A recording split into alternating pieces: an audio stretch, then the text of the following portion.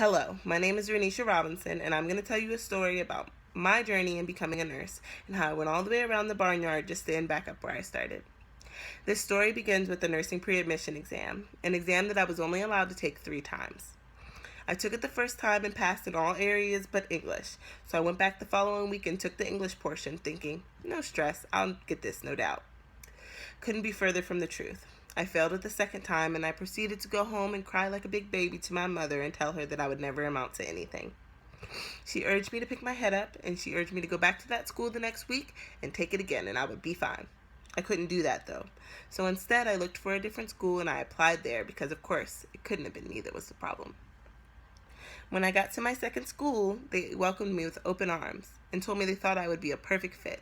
They took my test scores, everything was working out perfectly.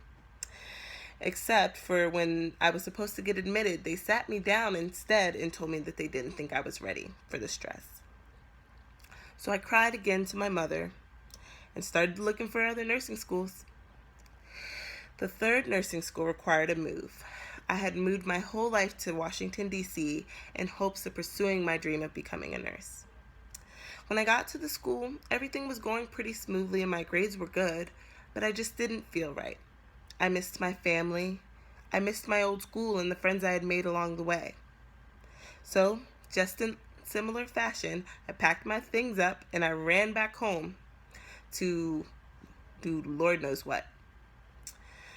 So when I got back home, I was lost. I didn't know if I could make it as a nurse because I'd already gone through 3 schools with no success. I asked my mother for her input, and what did she say? Go back and take that English portion of that exam, and you will be fine. I didn't believe her for a long time, but eventually I got up the nerve to go back to the school and take the test again.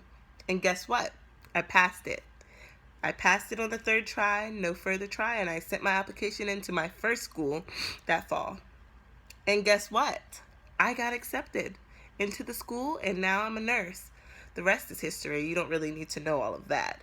But I want you to know that you need to stick to your guns and never run for fear of messing up. And never give up on your dreams, because they're your dreams for a reason. Now I'm a nurse, and I will be graduating with my bachelor's in May, and I couldn't be more happy. And that's a lesson I will take with me for the rest of my life, that you need to persevere through your fears.